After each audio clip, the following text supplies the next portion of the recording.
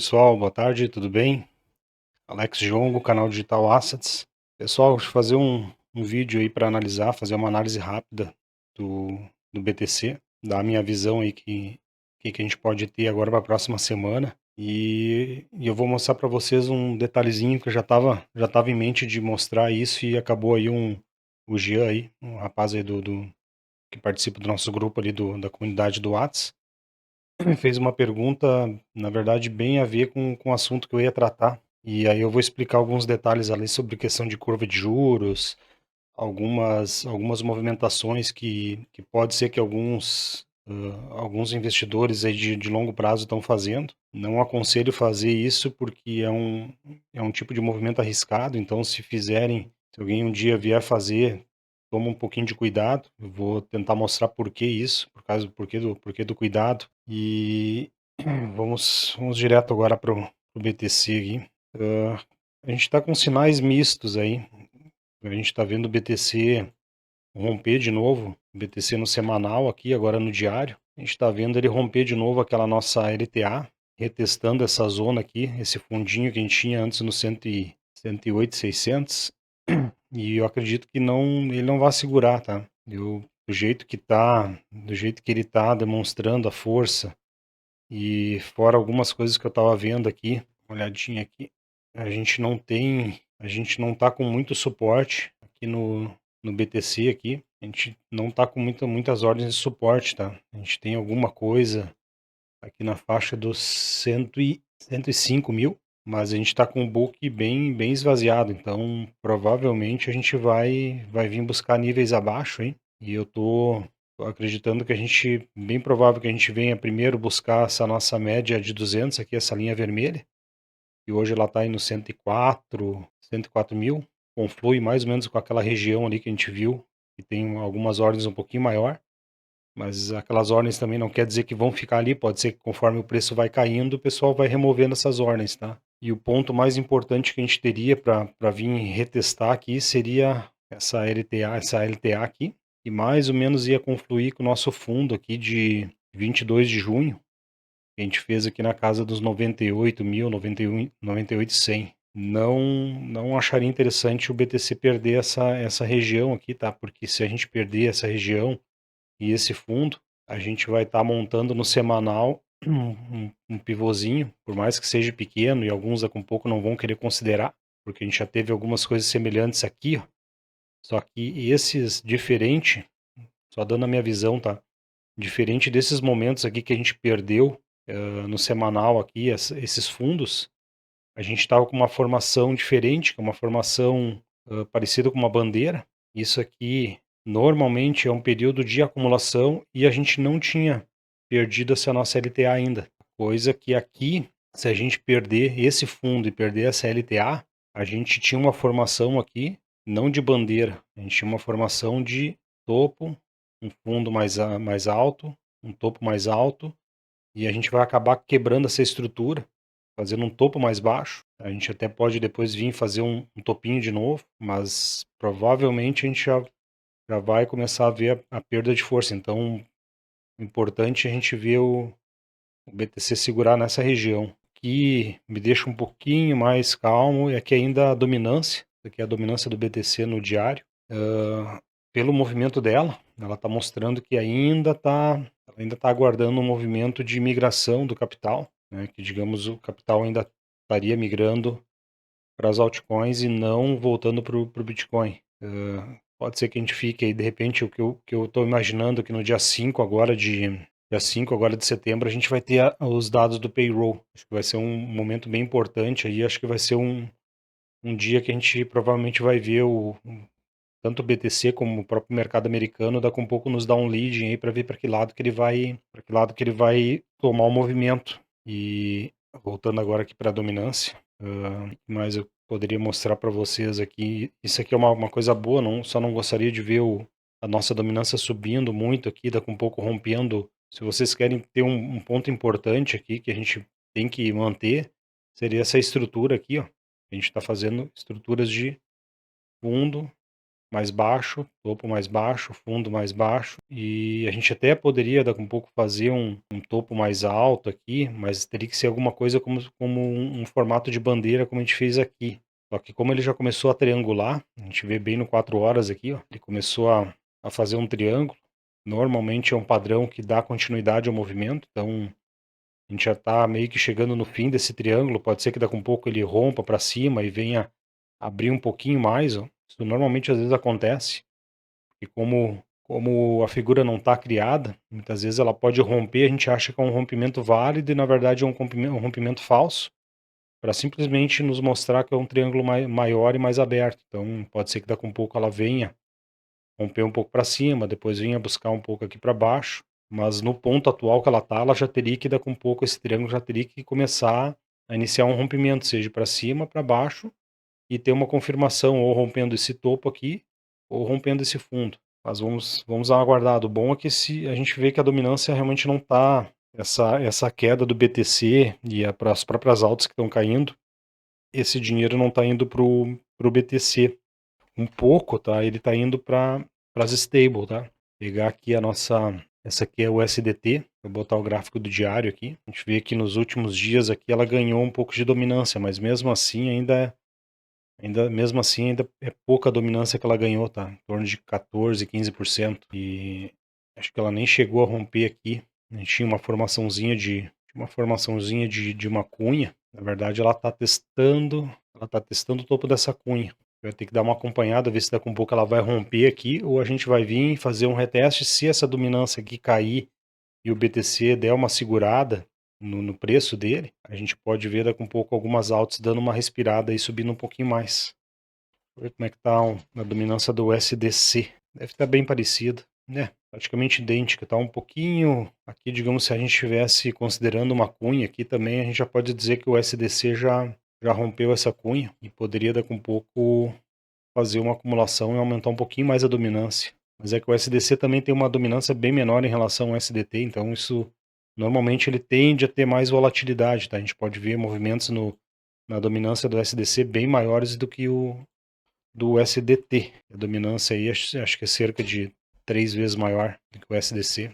Bom, pessoal, minha visão do BTC é isso aí. Acho que nós vamos ter uma semana de correção. Eu tô mais inclinado a gente daqui a um pouco acabar vendo o BTC vindo buscar essa região aqui, de 99, 100 mil. Não gostaria só de ver a dominância subindo lá.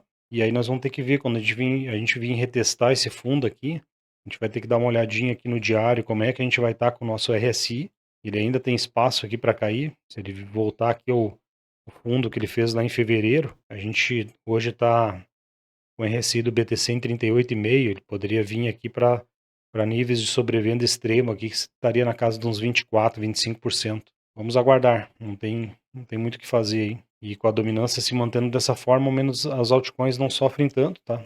Por enquanto não vejo pontos de entrada, tá? Eu aguardaria a gente pode vir fazer o que a gente chama de um choque aqui, um spring, rompendo esse fundo aqui e logo retornando.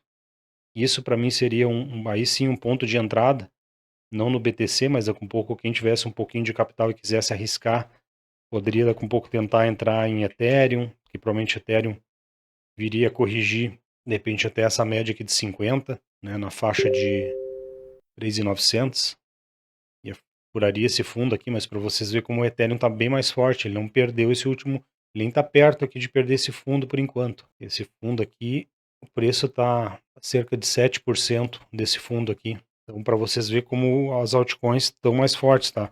Claro que vão ter altcoins que vão estar caindo mais, por exemplo, a Pendle, né? A Pendle, eu tinha a visão que se ela não continuasse o rompimento para testar esse topo, ela viria testar esse fundo. Então, o que eu imagino da Pendle é que a gente venha buscar essas regiões aqui, essa LTA aqui, essas regiões de 4,25, 4,20, vim testar essa média aqui de 200 também, seria um possível ponto de entrada, tá? Ver esse RSI aqui, deixa eu ver no semanal. No semanal a gente poderia ver o RSI vindo buscar aqui as regiões do meio aqui de 50%. Essa linha amarela pontilhada que eu tenho aqui normalmente é um suporte para o preço, tanto quando a gente está num ponto de subida como de queda aqui do preço. Mas a princípio, pessoal, era isso aí. Eu vou passar agora a mostrar para vocês o que eu queria mostrar um pouquinho sobre a questão ali das taxas de juros, tá? Esse gráfico aqui, ó, esse gráfico aqui ele mostra duas coisas, tá? Ele nos mostra essa linha amarela aqui, ó, é o preço do S&P 500 desde 1972 até 2024. Essa linha verde aqui é o Nasdaq, é o preço do Nasdaq, tá? E essa linha vermelha aqui, se vocês verem, é a taxa de juro, é a taxa de juro americana.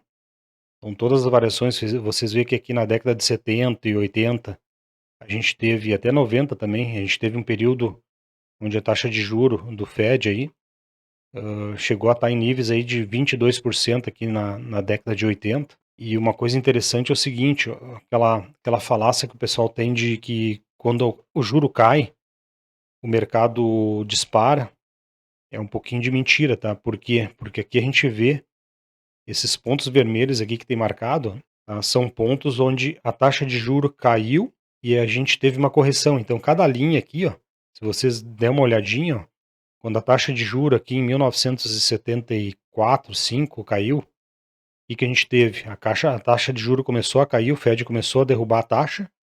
E uma coisa importante, tá? Só para vocês entenderem, o Fed ele não controla toda a curva de juro, todas as taxas da curva de juro.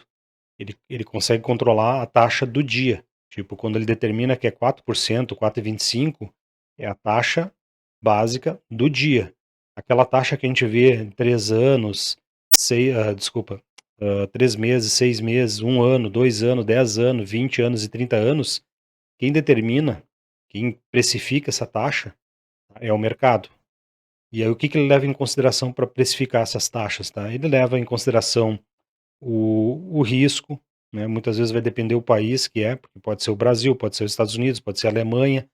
Então, o endividamento, né, é uma coisa importante e tem coisas bem diferentes, tá? Uma coisa é o endividamento dos Estados Unidos, que hoje beira aí cento e poucos por cento da dívida em relação ao PIB, e o Brasil, que tem uma dívida menor, normalmente tem uma volatilidade maior. Quando a dívida aumenta, a gente tende ao juro a dar uma disparada, porque são casos diferentes. O risco Brasil, o risco Estados Unidos, que é um país de primeiro mundo, com uma economia mais consolidada, uma economia mais flexível, digamos, uma segurança jurídica maior, essa precificação ela é muito mais favorável para um país de primeiro mundo, como em detrimento, digamos, a taxa de juro que pode acontecer aqui no Brasil. Então, voltando aqui, essa taxa de juro aqui que o Fed baixou aqui em 1970 e poucos, e que a gente pode ver logo depois, um período aqui que deve ter dado mais ou menos em torno de uns 6 meses, quando o Fed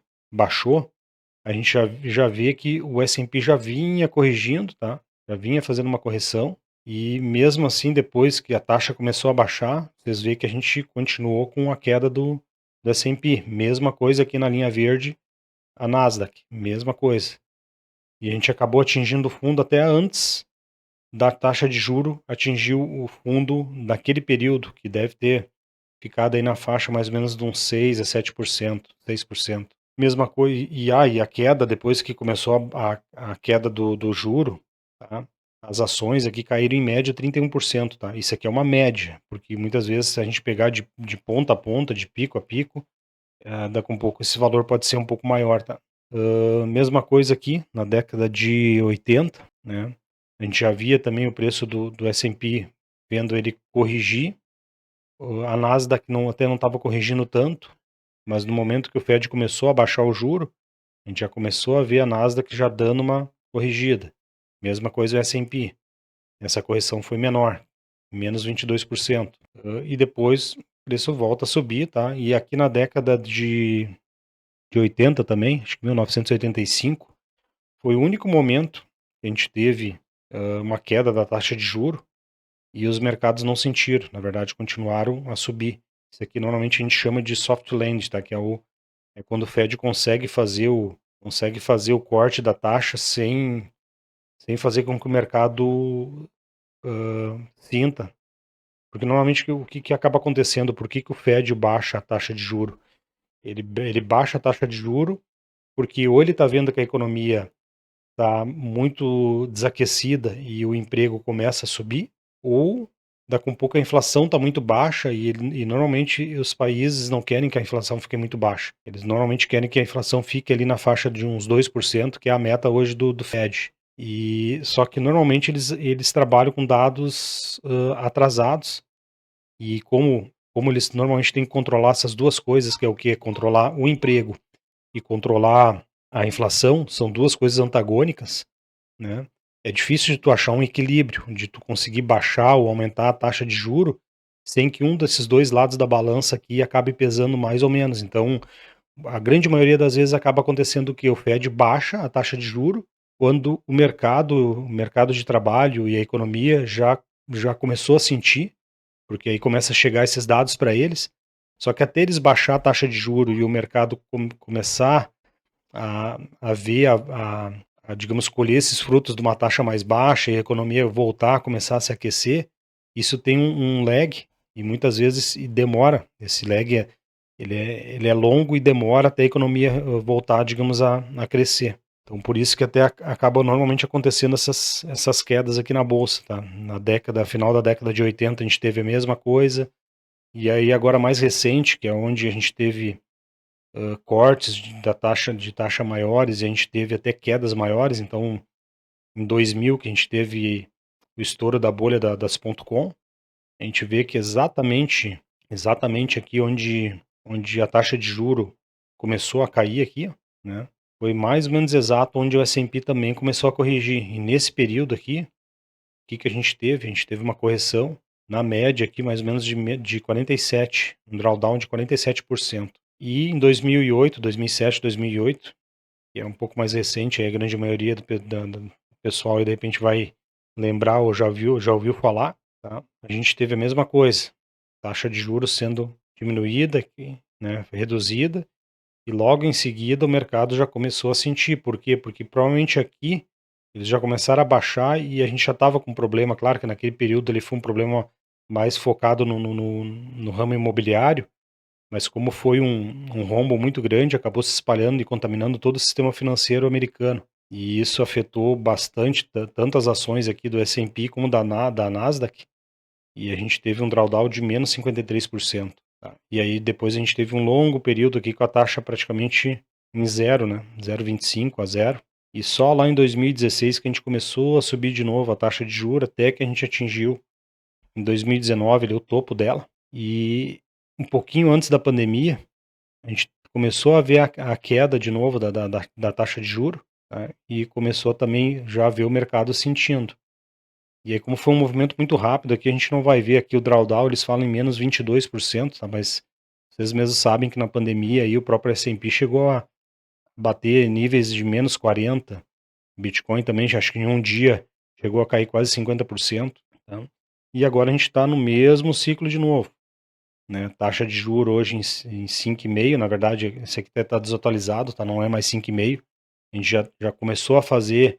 Hoje a gente já está mais ou menos nessa parte aqui, ó. A gente já baixou a taxa um pouquinho e está mantendo ela, que é esse nível aqui, ó.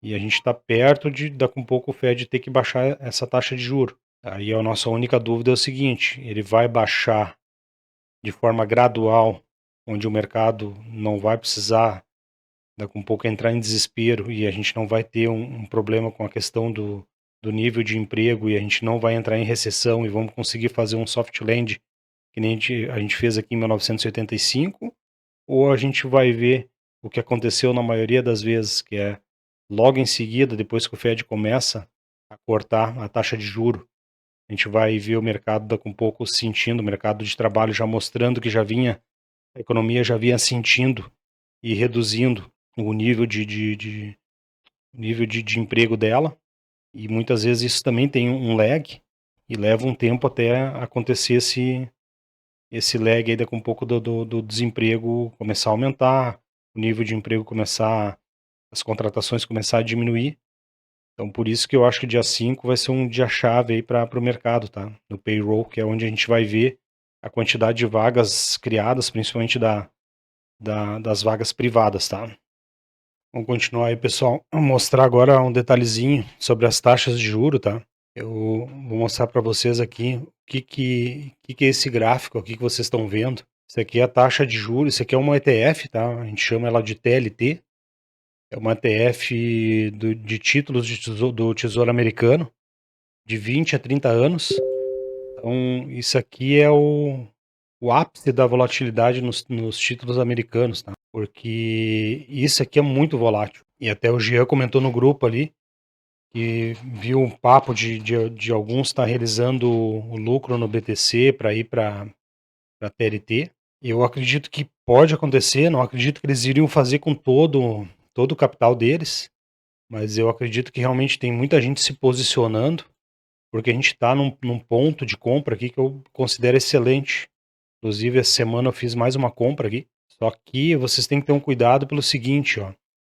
Hoje essa TLT ela está avaliada em 86 dólares 60 cada ETF, tá? Só que, para vocês terem uma noção, lá em 2020, um pouquinho antes da pandemia, tá? Quando estava tudo mil maravilha, desculpa, 2020, mais ou menos 2020, ali perto da pandemia, estava tudo mil maravilha, né? Tipo, o risco no longo prazo e no curto prazo estavam muito bem controlados. O que a gente estava vendo? Essa taxa, a taxa de juro futura dos títulos de 20 e 30 anos, eles estavam em patamares bem baixos, tá? Provavelmente aí na faixa aí, provavelmente de 2%, 2,5% ao ano. E hoje eles estão aí na faixa de 5%. E aí vocês vê que 2,5%, 3% fez o valor de face do ETF, do ETF de TLT, cair de 170 dólares para 86 dólares. Então, só hoje a gente já tem um drawdown aí de quase 50%, num título americano, tá? Por que acontece isso? Porque os títulos com marcação ao mercado, tá? Eles trabalham da seguinte forma: quando o juro sobe, o valor do título ele acaba caindo, tá? Por quê? Porque quando tu compra um título do governo, isso não é só um título, por exemplo, americanos, mas pode ser também um prefixado no Brasil. Tu compra ele num valor e daqui, digamos, tu comprou um título de 10 anos, tu comprou ele por um valor, mas daqui 10 anos o governo te promete pagar X valor que aquele título vai valer, por exemplo, tu pagou R$ 1.000, ele vai valer 2.000 daqui 10 anos. O que acontece quando o juro sobe? Esse valor do título ele tem que cair para quê? Para que no final, lá dos 10 anos, tu receba aqueles R$ 2.000, $2.000 que o governo te prometeu pagar, tá? Se tu segurar o título até o final, né, você não vai perder dinheiro, tu vai ganhar o que o governo te prometeu. O problema é o seguinte, nos títulos de longo prazo, dependendo do período que a janela de tempo que a gente chama, né, que você comprar o título, e tu tomar uma marcação a mercado, por exemplo, quem comprou aqui em 2020 aqui, e botou a estrelinha, meteu a estrelinha no topo aqui, esse cara aqui vamos ver se eu acho uma estrela aqui, não tem a figura da estrela, mas o herói que conseguiu comprar título americano aqui em cima, aqui nesse topo, esse cara aqui tem que dar o prêmio, porque é o seguinte, tipo, jamais um título de longo prazo, tá? Jamais um título de longo prazo tu pode comprar num período de bonança, com juros baixos, porque com certeza, se tu pensa em daqui a um pouco realizar ele, ou tu vai precisar realizar ele num período mais curto, a marcação ao mercado pode te castigar, que é o que a gente tá acontecendo agora. Nesse período aqui de 5 anos, a gente teve esse drawdown, tá, de praticamente 50%. Só que o inverso também é verdadeiro, tá? Quem normalmente compra um título desses agora, quando a gente está com um cenário, digamos, ruim, com um juro longo muito alto, economia bagunçada, tipo, normalmente a gente tende a ter um bom prêmio, só que isso às vezes pode levar tempo, tá? Olha, só para vocês terem uma noção aqui, em 2007, ali na crise, ali, mais ou menos 2008, a gente estava mais ou menos nesses patamares também do TLT. Só que levou um tempo até ele subir aqui. A gente até teve um spike aqui em 2009. Ele chegou a subir 40%. Quer dizer o quê? Se tu pagou aqui 87 em 2007, 87 dólares cada ETF, tu teve fora o juro que tu fica recebendo, porque isso No momento que tu comprou uma ETF, tu vai receber, se ela tá pagando 5% ao ano, tu vai receber todo mês o proporcional a 5% ao ano. Então tu tá recebendo um juro aqui em dólar, mas o interessante é justamente isso, é tu fazer uma compra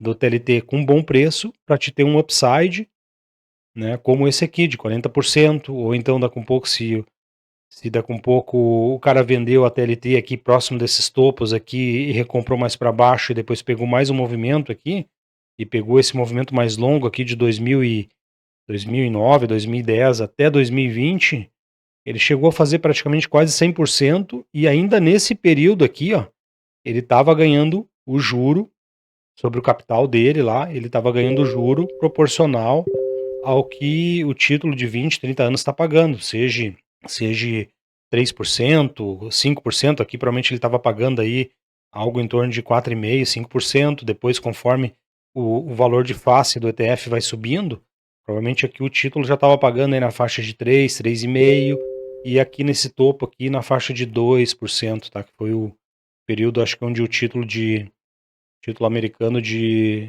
20, 30 anos teve o menor rendimento em percentual. Então, isso aqui pode ser verdade, tá? E se a gente olhar no semanal, por que pode ser que realmente existem grandes instituições ou pessoas, até pessoas físicas, que eu conheço pessoas físicas que estão acumulando o TLT desde esse ponto aqui, ó, desde outubro de 2023, tá? Então tem muita gente acumulando. Por que a gente vê isso? Olha a divergência que a gente tem no semanal aqui, ó. Desde 2022, setembro de 2022, a gente começa a ter uma divergência. Isso aqui está mostrando o quê? Que muita gente está comprando a TLT e acumulando, tá? Esse ETF. E a gente vê que o preço, por mais que ele deu alguns spikes aqui, a gente teve valorizações aí de 20%, valorizações menores aqui de 12%. Aqui provavelmente a gente está próximo de ver um movimento, acredito que até o final do ano a gente possa ver um movimento mais agressivo aqui da TLT, justamente por causa dessa acumulação toda aqui. Isso aqui é uma acumulação muito grande e poucas vezes a gente vê isso no TLT. Tá? Se a gente puxar aqui para trás, a gente vai ver um período parecido aqui, que foi o período que eu falei para vocês aqui de 2006, quando começou a ser acumulado, até 2008 ali, que é onde ele fez o rompimento e é onde deu aquele spike agressivo ali que subiu 40% em questão de 150, 160 dias. Acredito que a gente possa estar vendo algo parecido agora. Só que normalmente o juro de longo prazo, como ele não é precificado pelo Fed, tá? Ele é precificado pelo mercado. Tem tantas variáveis aqui, né? Uma delas é a própria demanda do título, tá? A gente tem que ter demanda.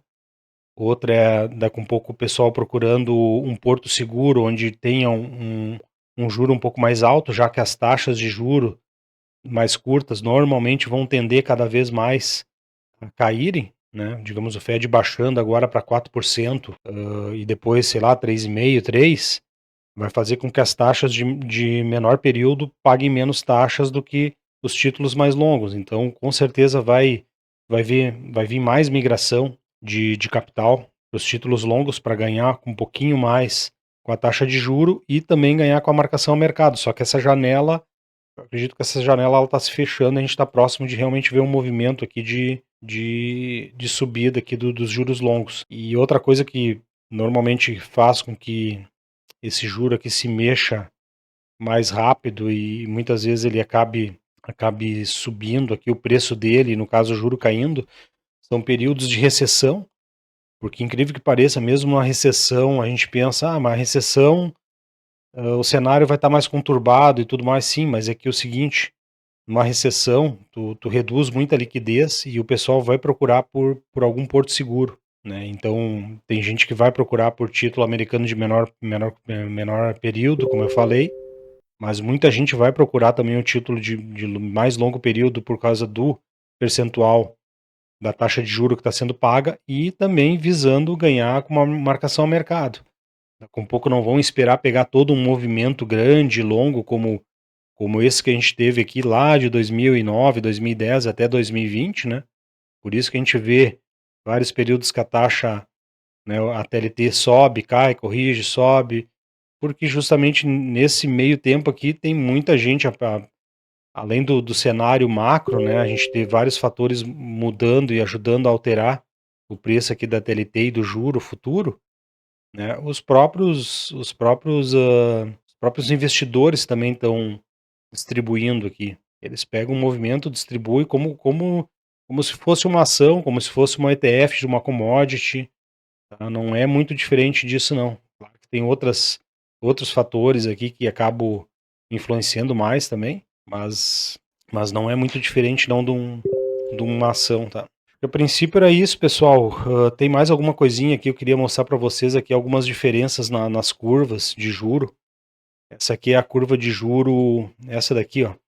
Essa daqui é a curva de juro, a comparação da curva de juros de 10 anos e a de 3 meses, tá? A de 3 meses, normalmente ela tende a ficar bem próxima do valor definido pelo Fed, tá?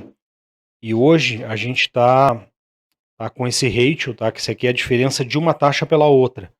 Essa linha preta que a gente enxerga aqui, essa linha preta aqui, deixa eu mostrar aqui, essa linhazinha preta aqui, ó, ela mostra para nós o ponto zero, que é quando elas estão com um valor exatamente igual uma da outra.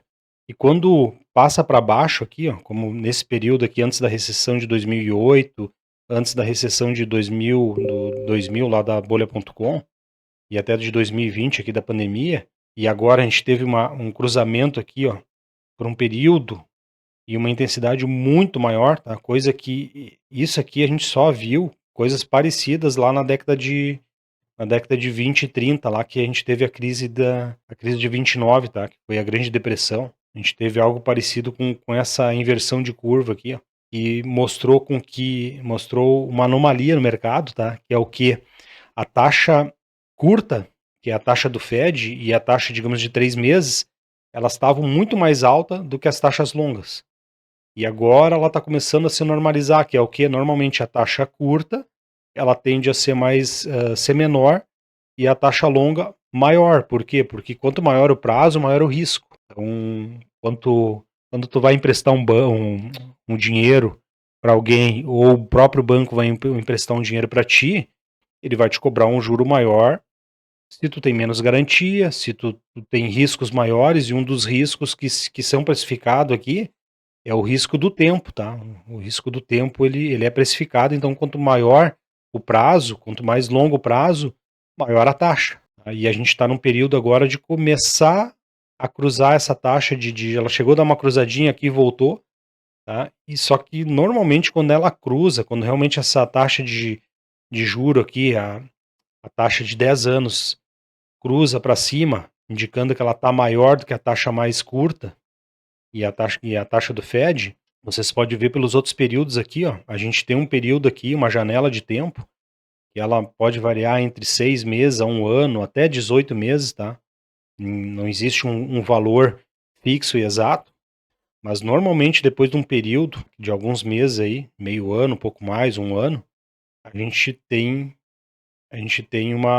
um aumento grande dessa diferença, que normalmente denota o quê? A taxa, não é que a taxa longa sobe muito, e sim que a taxa curta cai bastante, e esse ratio acaba subindo bastante. Por quê? Porque nesse período aqui a gente teve uma recessão e o Fed teve que baixar a taxa de juro de forma rápida, como a gente vê aqui, que quando ela chega num certo período, ela dá um spike aqui. Então aqui provavelmente o que aconteceu, o Fed teve que derrubar a taxa de juros para salvar a economia. Aqui é a mesma coisa, né? A gente teve até um lag bem menor aqui, acho que foi nos períodos que a gente teve um lag mais curto. Deixa eu ver se a gente tem um histórico aqui mais antigo para mim poder mostrar para vocês aqui. Vamos ver se ele vai puxar. Não, 1970. Ô, cara, isso que é bom nesse site aqui do governo americano. Os caras são foda, cara. O americano tem estatística, tem gráfico pra tudo, cara. Procurar esse site aqui do Fed, ó, Fred, vocês podem procurar lá, vocês acham tudo que é informação aí que for da economia americana. E aqui, na verdade, eu botei um período um pouquinho mais longo pra gente ver. Aqui na década de 90 a gente teve a mesma coisa, ó. Teve um cruzamento aqui, levou um certo período, pra depois a gente ter a recessão. No ano de 2000, que nem a gente viu ali, foi algo mais curto, tá? Porque isso aqui não é um indicador exato, infalível, que nunca vai errar, e tem um período exato aqui, passou 6 meses, vai acontecer a crise, não tem como saber, às vezes ela pode se alongar, teve alguns casos que chegou a levar, acho que quase 1 ano e meio, mas isso aqui é uma coisa que eu sempre olho aqui, estou atento, porque no momento que isso aqui cruzar e ele se manter acima e continuar o movimento, bem provável que a gente pode ter um período aí de daqui um pouco de uma, uma recessão aí para a gente saber se vai ser uma recessão profunda, uma recessão mais fraca, um hard land ou um soft land, não tem como a gente saber, tá? A gente só acompanhando. E aqui esse gráfico, tá? É a mesma coisa que aquele lá, só que aqui a gente tem uma comparação. Aqui acho que até tem um período mais longo que lá, ó. Aqui acho que a gente tem um período um pouquinho mais longo que lá, 1976. Então aqui a gente tem um período um pouquinho mais longo, mas esse aqui mostra para nós a taxa de juros de 2 anos contra a de 10 anos. E a comparação dessas duas taxas aqui, que também são taxas muito acompanhadas, aqui o perigo já está mais iminente, ó, porque a gente vê que em 2007 a gente teve o cruzamento aqui da linha zero e um período aqui de alguns meses a gente teve o estouro na nossa crise do subprime. Em 2000 também vê que ela cruzou já um pouco antes, mas a gente teve um período mais curto e a gente teve uma recessão. Na década de 90 também teve um período mais curto, mas vê que ela fez um movimento parecido com o que aquela de 3 meses ali que eu mostrei para vocês antes fez. Ela cruzou, voltou de novo, ficou aqui, né, se saboneteando aqui para depois ela realmente andar, mas a gente teve um período de recessão. E aqui a gente já vê que essa inversão aqui mostrando que a curva, que a taxa de juros de 10 anos está maior que a taxa de juros de 2. Vocês já vê que ela já desinverteu aqui ano passado, acho que provavelmente foi ali setembro do ano passado, e ela segue subindo aqui, então a gente está cada vez mais próximo aí de um risco de daqui a um pouco a gente poder ter uma recessão. Mas nada de desespero, pessoal.